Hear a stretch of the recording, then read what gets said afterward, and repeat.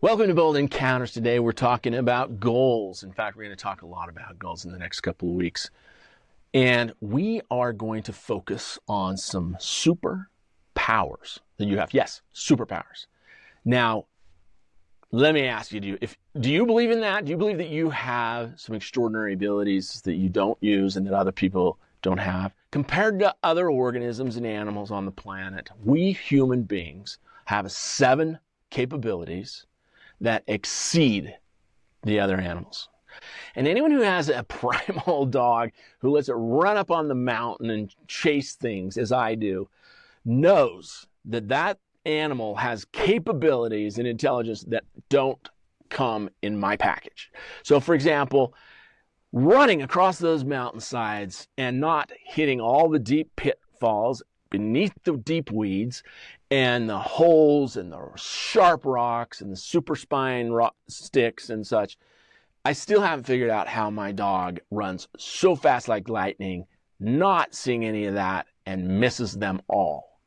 Almost all the time. Rarely, maybe a few times in 8 years has that dog hit something that hurts him in that field. So they certainly have a form of intelligence and aversion and parts that we don't. And they're built for physical pursuit.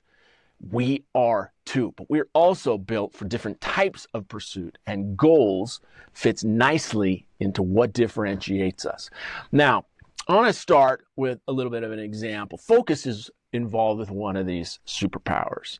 And I'm going to tell you about a gentleman named Richard. Before that, anciently, when archers used to compete with each other, archers used to go in a wide open field and they would look for bull's heads in skull form and they would shoot through the eye.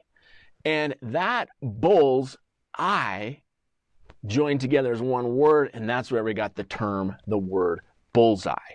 Now, as medieval times approached, contests by nobles especially began appearing in lanes locally. They'd create lanes and paths and put a target at the end, and right in the middle they would draw a red or other color painted right in the middle 2-inch bullseye. And then ultimately they started putting a 5 shilling in England. They put the 5 shilling, those nobles in England, right in the center, and also was about 2 inches. And in one scenario in England, there was a gentleman named Richard, and he was not a noble. He was a commoner. And yet the nobles had heard how exceptional he was at archery. And so on one of their contests, they invited Richard. Now, the warning signals went off in his head, and he worried what is going to happen when a commoner goes and competes with the nobles. And so he actually paid attention to that and became aware and discovered that, everything was just on the up and up. They just wanted him to compete. And so he said yes. And as he started thinking about this, he thought, well, this is part of who I am, to try to figure out how to help the common village here. And he got an idea, and he thought, it'd be really more important to me than winning that bullseye, because the nobles hit it to win it. Maybe what I could do is find someone in the village, or many people for the different lengths, and I could shoot at that bullseye, and if I hit it, I'd give it. And so that's what he did.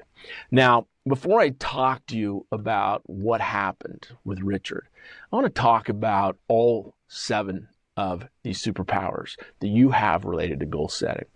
Now, they're not. I'll mention some of the neuroscience and the psychology and even some of the physiology as we go through these. But I'm going to warn you, I've combined things, the systems, and put them, and this is scientifically backed, but these are systems that I call them that have to do with goal setting and have to do with goal achievement. And so we're going to be using a couple, 2 or 3 systems in any given stop we take today. So you're free to look them up. Go see Andrew Huberman has a terrific goal setting episode that inspired a lot of this, maybe a quarter of this. And you're going to see the relationship, and that this is not just made up. My word for the first one is warning signal. Just a few seconds. As a premium member, you make a difference, not just a buck. Now you can give the gift of Bold Encounters Premium to someone else who you think could do the same. It takes just seconds at boldencounters.tv. Think of one person, a founder, a young adult, some person that you've helped mentor, raise, a leader, or even the chief executive. Give them the gift of weekly action plans with experts right by their side. Give them clarity and confidence to remove roadblocks and lead life's work just like you do. Go to boldencounters.tv and give the gift of premium to someone you care about. Thank you for making this all possible, and we'll see you soon. My word for the first one is warning signals. You know, sometimes scenarios come up or situations or experiences in life that tell us, hey, be careful here. And some say, don't even approach that. And others say, green light, go ahead. And other times we just have to decide on our own. We're going to talk about that. Then we also have a superpower that I call the value stamp. We have an emotional capability to stamp things with meaning and importance and what they call valence in science. And we can understand the difference between one decision and another, one goal and a possibility that should be ignored. And we do it even before we're conscious of it and aware of it. And we'll talk about that value stamp. Then the third one I call sense scope. Now, it has a lot to do with our visual capability. And like my dog, he's got a terrific smell. But I know one thing for a fact. In daylight hours, that dog cannot see as well as I can. Not only because of his eyes, but because of his height and other things. So the sense is primarily in humans, our vision. We'll talk a lot about visual, but we're going to talk about our senses too. We're going to talk about is the imagined space. And it's a specific part and capability that our imagination takes that I'm going to talk about, because you're going to need an imagined space in goal setting. And then the next path, pursuit. You know, as soon as we get a destination, a target, a bullseye in mind, our brain, before we even know it, is coming up with dozens of plans it thinks might work to accomplish that. And then it gets rid of the ones that it calculates before we're conscious of it, and it tries to pick the best one and recommends it. And then we have to decide whether that's something we're going to do or we're going to build on it. Usually we want to build on it, obviously. But that's the capability of path pursuit. And we do it like no other living thing in a particular way we'll talk about. Okay, the next superpower that we're going to talk about today is the turbocharge. After all these other things are set up, you have, and you've heard of this, but you have a lot of currency of motivation and movement in the form of dopamine and in the form of oxytocin and other ways. In fact, that leads us to the last superpower we're going to talk about today. And that's that you have an ability to be flexibly cooperative like nothing on this planet. Just as Noah Harari, a scientist of human history, has told us, flexibly cooperative animals just don't exist like we do. There's a lot of social animals, none that are flexibly cooperative like humans. And what's fascinating to me about this that extends what he talks about is your body. You have physical systems that contribute to it. And so this last superpower that you have, I call cooperative body. Your body is built to be cooperative. We're going to start out with a request, a challenge, if you will. I want you, as you think about what I talk about, I want you to learn to activate these extraordinary powers that you already have to achieve goals. We have the ability to turn these up by paying attention to them, knowing how to do so. We can turn each of these and all of these up in the pursuit of a goal and hit our bullseye. And so we're going to talk about how to do that in each case. But I want you to listen for that, and I want you to think about how you could turn your particular capability up that I'm calling a superpower. Let's start with the first one. Let's talk about warning signals. Warning signals involves the amygdala, basal ganglia, and some other really serious systems. But what warning signals is to me is a system inside you that obviously is always scanning for extreme danger.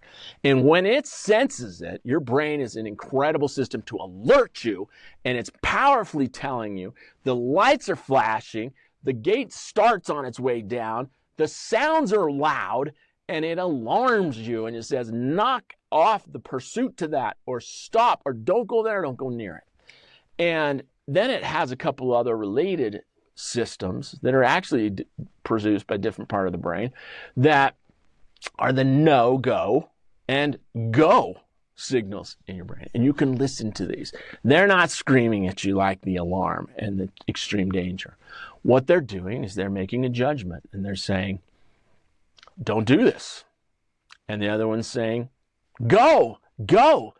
And as I thought of the metaphor for this particular set of systems, and before we talk about the benefit and the value to it, I thought of the traffic light at first. It's not the traffic light. It's not a fitting metaphor for these neurology and physical abilities you have, because a traffic light has a yellow light. And a yellow light is not, they originally invented it so it would be a warning, but it's not. When you go towards a traffic signal and you're in an intersection, you're close to the intersection, and the yellow light goes off, what does it practically in the real world mean? It means go and beat the light. And very few drivers are actually safe and slow down and stop and sit there for the yellow light to see if anything's dangerous. Not a good fit. What it made me think of is a railroad crossing. Now, when you're driving around your town and you go to an area where there's railroad tracks and railroad crossings, when the train is coming near, it's not a subtle alarm. Red lights start blinking. Loud sounds are demanding your attention. In fact, they actually force your attention. And those blinking lights and loud sounds precede the gate starting to go. You literally have to pay attention, because your consciousness, before you even know, your subconscious demands that you pay attention to those things. And that system goes off. Now, what's interesting about this system is you also have the no-go, which is when the gate's down, and it's like, no, you don't go. Don't go. And clearly there are people that are less thoughtful. They go around the gate, break the law, and put their life and others at risk. That happens. It is pretty rare. And it is pretty rare that they have catastrophe. But boy, way more often than other people do they have a catastrophe. It's just a bad idea. You want to listen to the no-go systems whenever you can. You certainly want to pay attention to the alarms, consciously as well as subconsciously. Now, the third signal, the warning signal sends, is a go, and it's got an exclamation point after it. And it's not as powerful as the alarm, not even close. But it is saying, okay, go, go, go. And what's interesting is Mel Robbins has made famous, there's been science behind this. You have about 5 seconds to go. The example she always uses is waking up. If you want to wake up in the morning at a certain time, you've got about 5 seconds when your alarm rings to have a much easier time standing up than if you wait after 5 seconds. Because the neuroscience behind it is that you get ready. Literally, they call it readiness. Your brain gets you ready. It readies your body. And for 5 seconds, it's telling you go, go, go.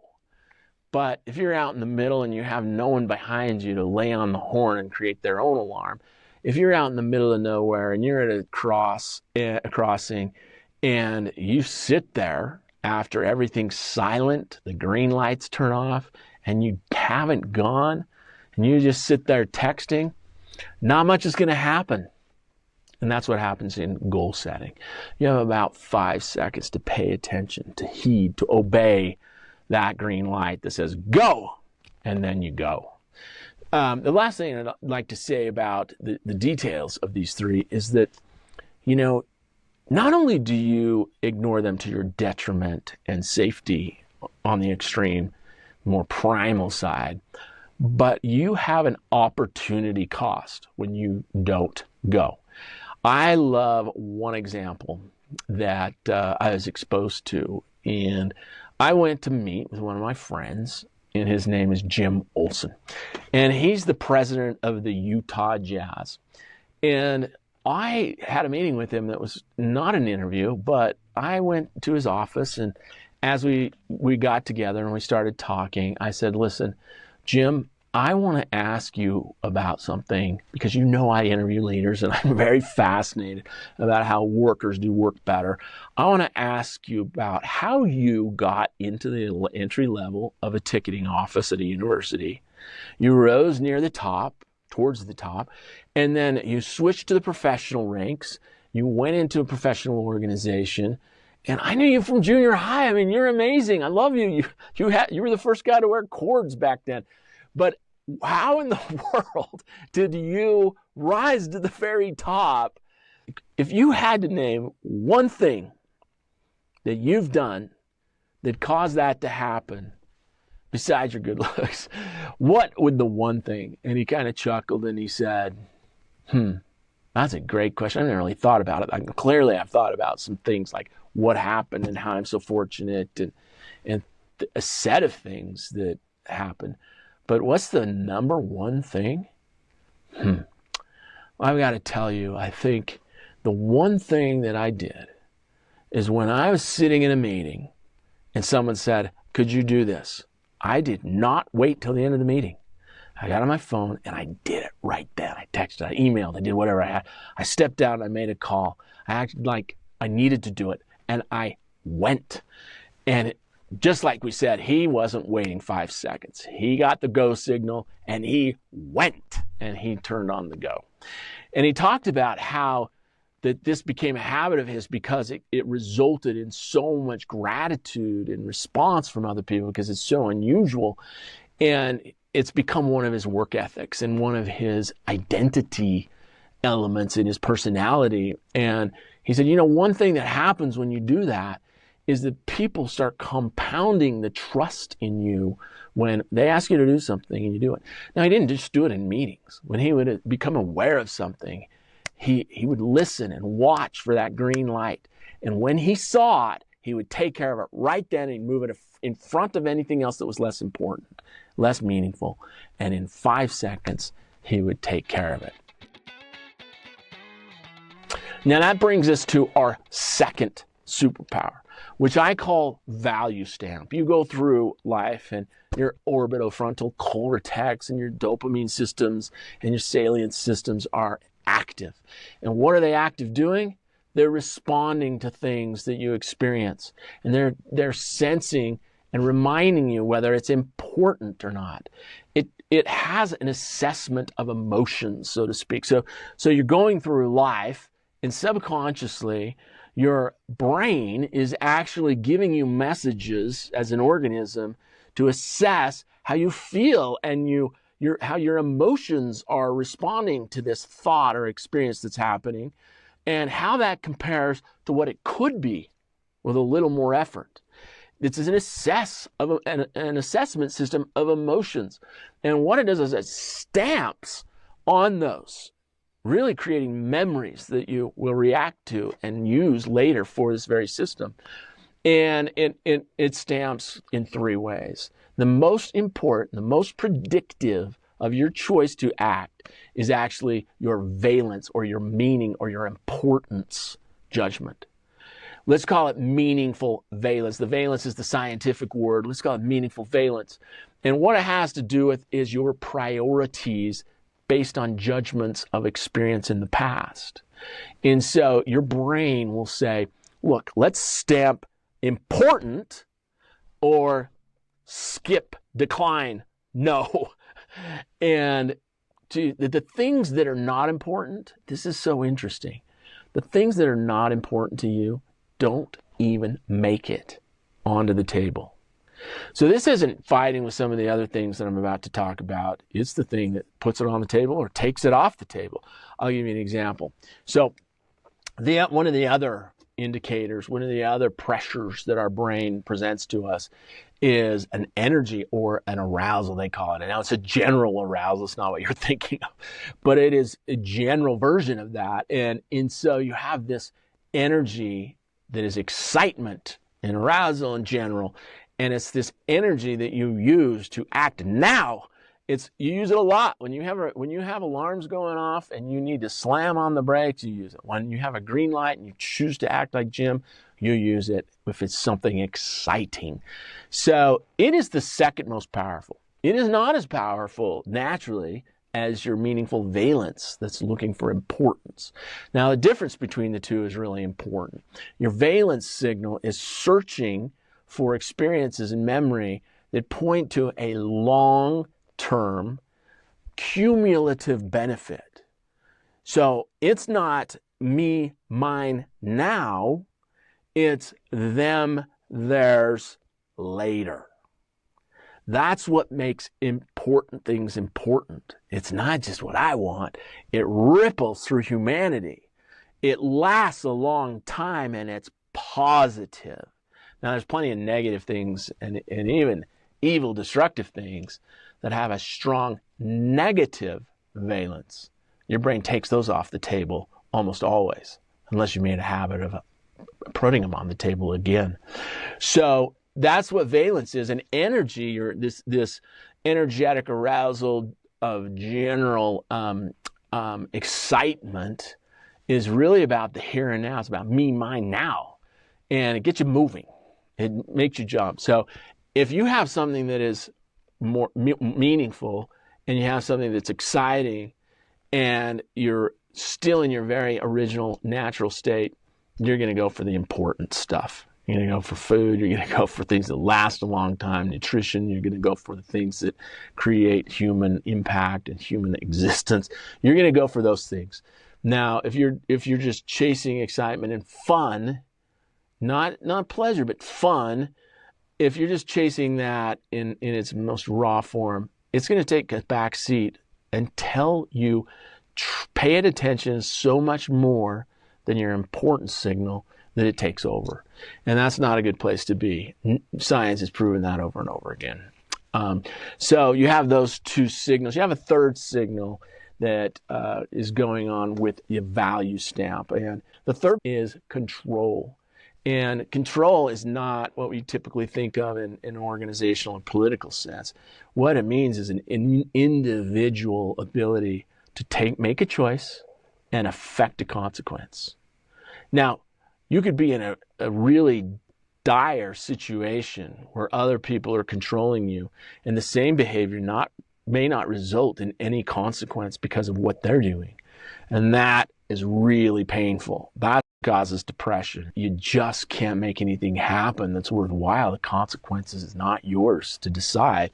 And so that fades in excitement. So that's a really important thing to think about if you're a leader in an organization. You might get people excited, but if you don't give them importance, they're probably not going to do anything longer than today. You can give people valence and importance and energy and motivate them in the modern sense. But if you then take away the control as the project starts going, their motivation, their movement, their speed, their accuracy, their attention, their creativity, all those things are going to fade, and control is going to win. And so a value stamp is one of the most critical things. In fact, it's so important, this system in you, that it creates a conviction sometimes and affects your identity, especially as it comes to them, there, and later, or in the future. When you start to see that you can affect and ripple positive, meaningful, important results beyond yourself, outside of your own space, and into others' lives, something happens to you identity-wise. You know that you're part of something bigger, and you have a conviction to continue your work on this because it's part of who you are, even if things get tough, and even if the energy fades, and even if the outcomes are not certain. You continue. So this is value stamp, and a value stamp is a very important superpower. Now, think of something that matters most to you this week. And I want you to redirect your energy from something else that's just not as important and act on this more important thing. That's what value stamp can do to change your life today and this week. The next superpower, our sense scope. I want to set it up with a study. This is a really interesting study. There's a scientist named Emily Balcetis. What she did is she went to a race and she had the racers wear weights, and both sides, randomly selected, had ankle weights on. And then she and her team instructed one team to generally focus on the field. And the other team, she said, I want you to look at the finish line and stare at a point on the finish line. And the result was this. The group that focused and had their eye on that destination, that point, they were not only 20% faster, but they felt and perceived that it was 20% easier. So these people that were tightly focused on a go got 20% better results, both in terms of their speed and their pain, so to speak. And so faster energy and feels easier is a result of focus. So what? Well, when your focus narrows on a specific point, the brain readies with chemicals, and because it anticipates that you're actually going to achieve that faster, it anticipates that it'll take less time. And so it allocates more energy than it would otherwise to push you. And so that focus is critical. What's really important is that you don't dream that you're already finished. That's the only caveat to that. Now, this directly relates to a very specific and important part of what I call our sense scope. Our sense scope involves our parietal cortex, our visual cortex. It involves our ability to pay attention and to focus. And it involves 3 powerful spatial perceptions that our mind has. And our body is in concert with that. And each one has an entirely different way of perceiving something. And what's really interesting, as Huberman calls it, there's a space-time bridge. And so it actually calculates time based on these spaces that you're in. And it connects space and time and distance and time. So the first space that we all experience every single day, everywhere we go, is our personal space. And most of us know what that is. And a personal space is anything that we can reach out to without taking a full step, and we can touch it. So if we outreach our hand, there it is. That's in our personal space. What's interesting is when we connect ourselves to things like drive a car, when we grab the steering wheel, it actually extends our personal space because we can put a tight grip on the steering wheel and we can feel a little bit of what the car's doing. And with our amazing vision, while our vision's not as great as an eagle's, it's one of the top vision capabilities of all animals. We're near the top. So we have the ability to see the corner of the car and make sure that we're doing things as we should. Maybe more applicable to goals, unless you have to go somewhere, which is usually the case, let's be honest. But in your personal space, right in your office, you can pick up a phone, you can send an email, you can send a text, you can call someone. You can do all sorts of things right there in your space to take a first baby step. And this is a critical idea. The second space that is in our sense scoping capability, this superpower of seeing things differently in time and space and focusing, is I call just our outward space. Now they call it our extrapersonal space. It's long, it's technical, but I call it our outward space. You have your personal space, and that's everything within reach. And then you have the next area, which is outward of that. And it corresponds a little better to them, there, in the future. And my personal space is a little more about me, mine, now. And so there's an important part of goal setting. All goals really happen outside our personal space, in that outward space. And why? Because our personal space, we can get anything done we want. We get to choose. But when we have to move and go and even conceptually, if there's things that we're able to do right here conceptually or through communications, that is a task. But if we want to accomplish something that we're not able to accomplish right now, it's a little more of a goal. It may take the whole day. It might take the whole week. And we'll talk about that as well. Now, There's a third space. I live in a place that happens to be an amazing example of these three spaces that we're talking about right now. I live in Salt Lake City, and it is a big valley. It's an ancient lake bed, and so it's surrounded in a bowl of mountains, literally. So if I look anywhere, I can't see beyond the mountains that surround the metropolitan area that my city resides in. There's a big valley. It's bigger than the city. And so if I look in my office right now in this studio, I see everything that's kind of in my personal space. If I go outside of this house and I look, there's my neighborhood. It's at the beginning, anywhere that starts about 5 feet to 15 feet is the beginning of your outward space. But if I just drive literally 2 minutes up the hill and look, I can see over the whole valley, and I can see all the mountains. That's the outside of my outward space. Is there anything beyond that? Yes. I can imagine a place called Tooele beyond the mountains that I haven't been for maybe 7 years. And yet I can see and remember parts of it. What happens in this system too is a second category of things. It's how we focus, both literally and with all our senses. We pay attention to things in different ways. Let me explain. So if I go outside the building and I go and look clear out at all those mountains and look around at that huge expanse, I become aware. And there's this calming. It's a real thing. It's a calming. It's why people like to go in those types of spaces. And this calming literally calms me down. It's very compatible with the value stamp. I get a perspective. I get to think of the important.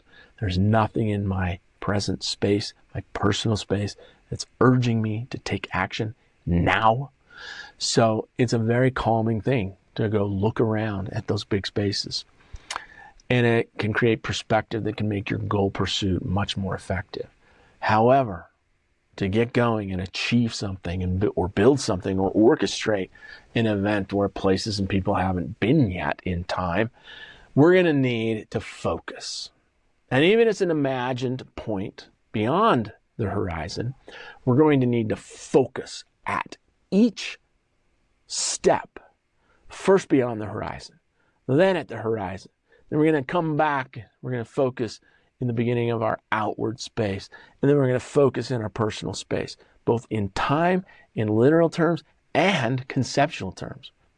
And those are important places to be able to focus for goal pursuit. They let you create a set of steps to achieve that. Now, let me give you an example. I love this example. This example has stuck with me for 25 or so years. I was partners with Kelly Phillips in a startup, and we made the funders a lot of money. Kelly was brilliant. He was also a motocross racer. And I'm going to paraphrase. I might get it slightly wrong, but I'm pretty close because this has stuck with me. It was a very interesting thing to me. He said, when you're riding motocross, it depends on awareness and focus and scope switching. I said, well, tell me about that. I'd like to know about that. He goes, well, obviously, the first thing you do as you're on a bike is you go out broadly and you become aware of your surroundings. But then you grab the distant point in your mind and you see it and you focus on it. You make sure you hold attention for a second. Make sure you see it in detail. And then you come back to your proximate space, your personal space, and you make sure you look down and you're not going to crash in the next 5 to 15 feet, which is the beginning of your outward space, but you're soon there. And then you also want to pay attention immediately in your personal space and make sure your grip's right and you're doing the right things and you're not hitting a big giant pothole. And so then what you do is you repeat this, and you repeat this, and you repeat this. You're going out horizon broad. You're going to the point. You're going midterm. You're going down 5. You're going to your personal space. And you're cycling through these so much, and it makes you a better biker. And I've always remembered that conversation. And what it turns out, Kelly is talking about something that's real. It's actually something that is based on your neuroscience and your scope switching and this sense scope superpower that you have. You actually can get a very important understanding of everything, and then you can enable and ready your body in a way by paying attention to those milestones, if you will. I'll call them milestones, but those points from distant to close in rapid succession, and repeating and repeating and repeating. And it trains your sense scope for readiness to act, because when you get to the next one, you repeat the step and you're at the next step. It's a very critical superpower you have. And not only is it good for riding motorbikes, motocross bikes, but it's a critical thing for you to accomplish goals. So I'm going to have you do a little exercise. Now, we're going to do a very thorough job of this in the end of this discussion. Might be in 2 episodes, and it's going to be in the form of a critical path that we're going to create for your specific, your personal goal and your sets of steps. And we're going to do it in the premium action plan. But right now, we're going to do a really brief exercise to give you a feel for this superpower. And it's how you can train your brain if you do this once a day. Just as you wake up or you sit at the office, you can do this. And this is adapted from a shorter version of Anders Huberman's, but it includes most of the steps that come from our research, actually. So what you want to do is you want to sit there and you want to look out at the horizon. And you want to be aware broadly of wherever you are.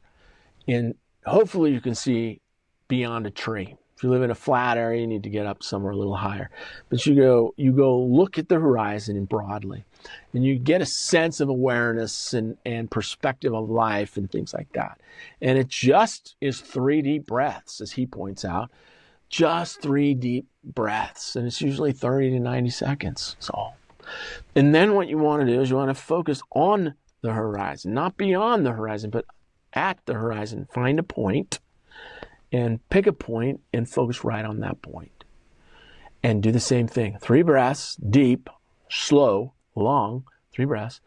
And you don't want to move your eyes. Now you can blink, but don't move your eyes. And that whole 90 seconds, you're fixed on that point. And then after that, you take 3 more deep breaths to refresh.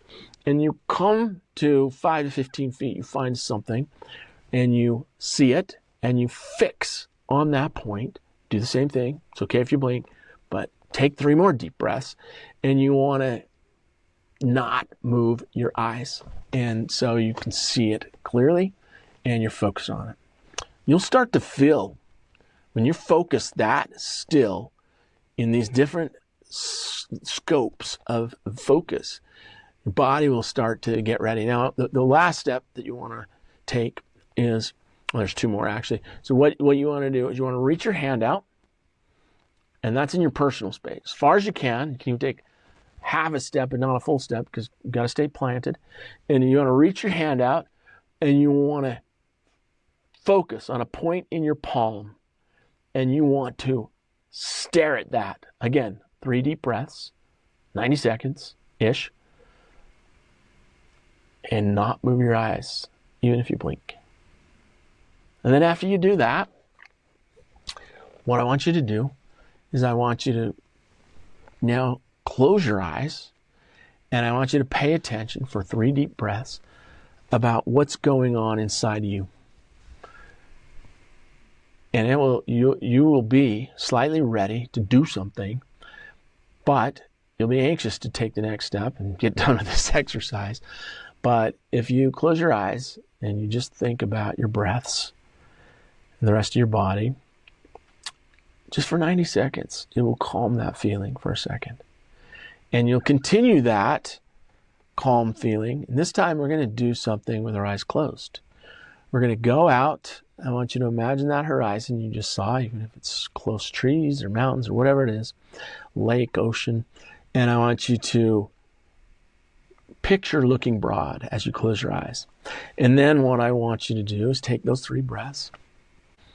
And then what I want you to do is I want you to come to the midterm, which is about 15 feet away, and I want you to think of something that is really big that you need to have happen in the next few months. And after you do that, I want you to come closer, and I want you to imagine that hand of yours that you were staring at, and I want you to imagine what it should do next. What does that hand need to do next? And if that's a symbol of what you need to do next, as far as in that personal space, maybe you need to get to your computer. Maybe you need to open your mouth on the phone. Maybe you need to type with your fingers. But your hand needs to do something in any of those cases. And I want you to picture doing it the second you finish listening to this episode. And finally, I want you to go back internally, and I want you to think about how important that is and what should happen. What we want to do next, we want to talk about some real powers that are hidden as you do these sorts of things. And what you want to picture is that first step. There's so much momentum in that first step to achieve that long distance goal. It's extraordinary. And what you want to do is think of those specifics, and you want to get to the end of this discussion on goals and get to the premium action plan. And we are literally going to do your specific version of that. If you want to watch the second half of this interview, go find it, search, make sure you find it. Make sure you wait for it if you have to. If you need to join premium, join premium. And make sure you get the action plan by doing that too. Go find it now. You'll be so grateful. Even great leaders get stuck. Others thrive. I'm Mark Cook, New York Times bestselling author, president of Windfall Partners. We get leaders unstuck and thriving with their teams. Clients upgrade leaders' retreats and conferences with my 5-star keynotes and breakouts on leaders' bold encounters. Also, leaders get weekly consulting as they execute key steps. Plus, brief check-ins guarantee results, live or via Zoom. After turnarounds as chief executive and 9 global studies of 2 million award-winning leaders, I've coached 4,000 client wins at top brands with my approach in over 50 cities worldwide. My Bold Encounters is an advanced system for leading. First, powerful steps on a path forward. Second, problem-solving skills that beat obstacles fast. Leaders create revenue breakthroughs and clients see new profits. Now let's lead with Bold Encounters today.